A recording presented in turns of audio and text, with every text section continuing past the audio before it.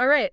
Welcome, everyone, to this deep dive. And today we're diving into a book called Yorkshire Coast Marketing. Okay. It's by Jeremy Fielden, and it's a really interesting read, very uh, approachable, lots of fun, kind of quirky British humor sprinkled in. Yeah. And we're going to be focusing specifically on chapter 1, which is called Why Keeping Consistency is Key. I like it.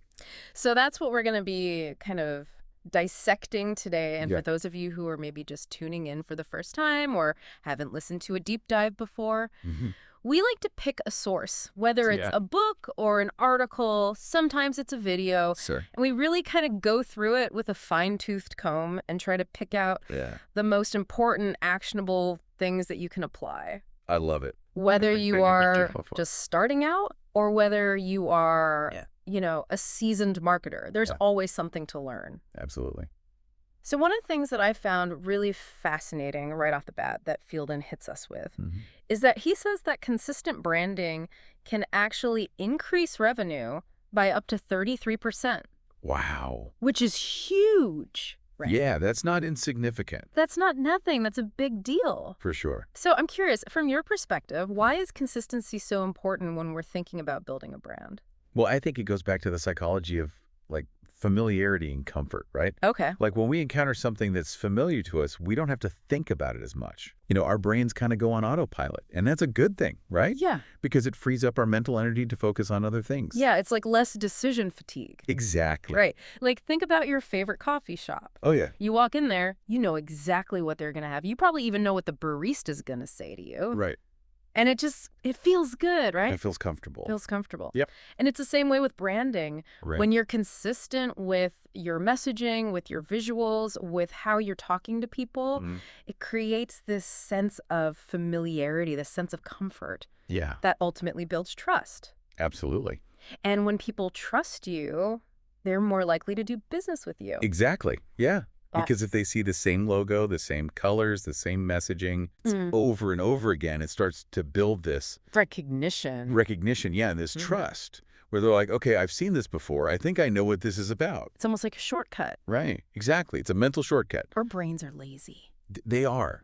We don't want to have to think more than we have to. Exactly. And so if we see something, we're like, oh, yeah, I know what that is. I don't have to think about it. Right. We're more likely to engage with it. Yes, absolutely. Okay, so Fielden calls this looking the part. Okay. And he says that, you know, it's not just about, like, your logo, right? Right. It's about all of the visual elements of your brand. Yeah.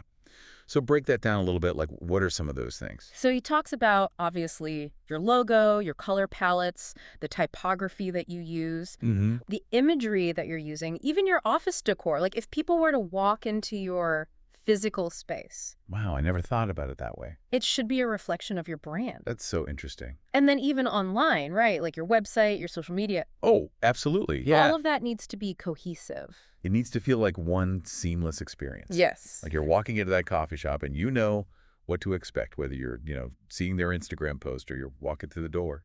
And you know what's funny is he says that to really nail this, you need what he calls a brand style guide. Okay, so like a rule book. Yes, like a rule book. He says it's basically like your brand's Bible. Okay, I like that. Right, it outlines everything. And he even goes as far as to say that it should include examples of what not to do. Wow, that's helpful. So smart. I love that idea.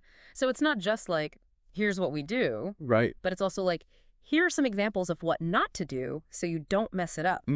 Don't be a marketing cock-up. That's what he says. He really does not mess about. No, he doesn't, and I kind of love him for it. I love that. Straight to the point. Yeah, but I think that's such a good point because it's like sometimes you need to see the bad example to know, okay, that's not what we're going for. It makes it so much clearer. Exactly. Yeah, that's great. So we've talked about the visuals, right? That's kind of like the surface level. Okay. But what about the brand's voice? Right. Because that's a whole other... How do we capture that consistent personality in the way that we communicate? Yeah, it's like, how do you bottle that? How do you make it something tangible? Yeah. Like, how do you even define it? Right. And he calls this section keeping your voice in tune.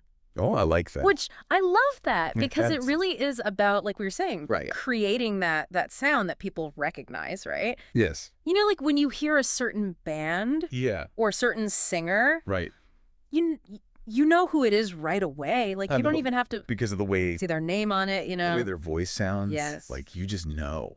You're like, oh, that's so and so. And it's the same way with your brand. Okay. So how do we even begin to define that?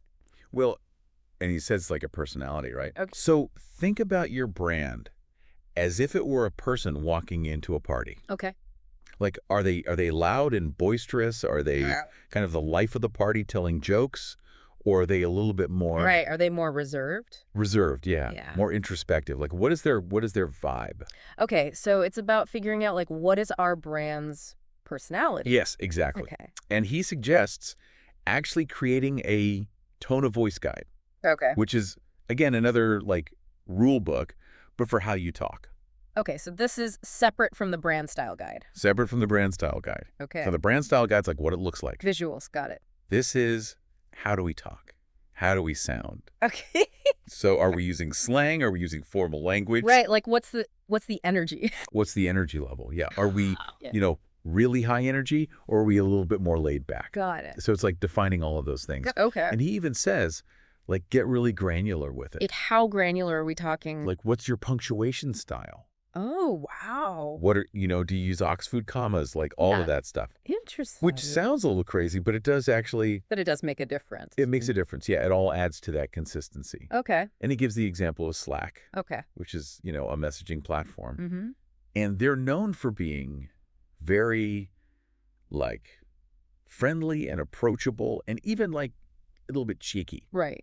And they carry that through in everything they do. Okay. Like, from their, like, error messages to, their website copy. It's interesting you say that because I feel like so often people think of like the tone of voice guide as being only for like marketing materials or right. But really it should be for everything. Everything. Yeah. It should be like if somebody's interacting with your brand, no matter where they are, whether they're on your website or they're getting an email from you, or they're, talking to somebody on the phone. Yes. It should be the same voice. Got it. Okay. So that's what he really emphasizes in this chapter.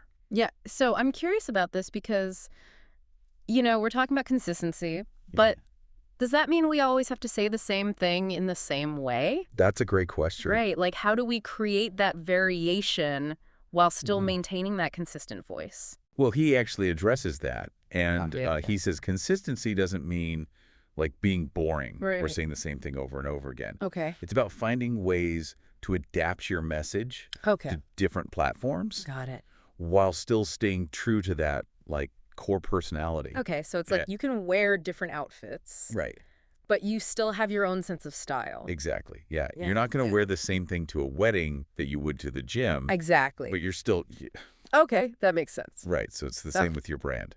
So how do we actually do that? Like, what are some practical tips for tailoring our message to different platforms? He gives some really specific advice in this chapter. He says, first of all, think about your website.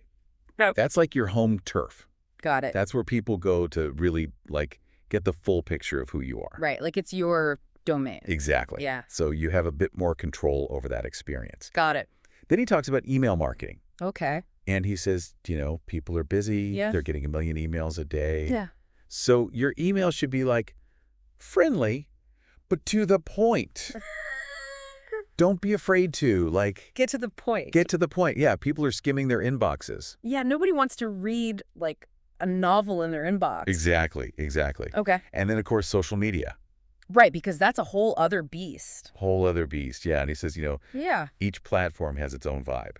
Like, you're not going to post the same thing on LinkedIn as you would on Instagram. Very different audiences, different. Totally different. Yeah, like what's acceptable on each platform is very different. Exactly. So it's about, again, adapting your message to that specific context. Got it. So... we're thinking about the platform. Yes. We're thinking about the audience. Always. But we're still staying true to... like that core voice. To that core brand voice. Yeah.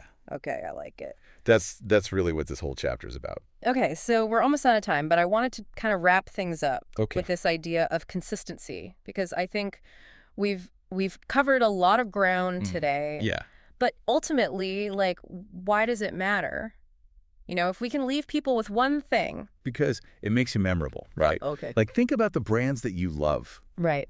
The ones that you keep going back to. Hmm. They're consistent. We're consistent. They show up in the same way. Yeah. Every time you interact with them. And you know what to expect. You know what to expect, and that builds trust. Trust. Okay. And it builds loyalty. Okay, so consistency ultimately is about building that trust. It's the foundation of a strong brand. The foundation. I love it. Yeah. Well, on that note, thank you so much for joining us for this deep dive. This was fun. Always a pleasure, and we will see you next time.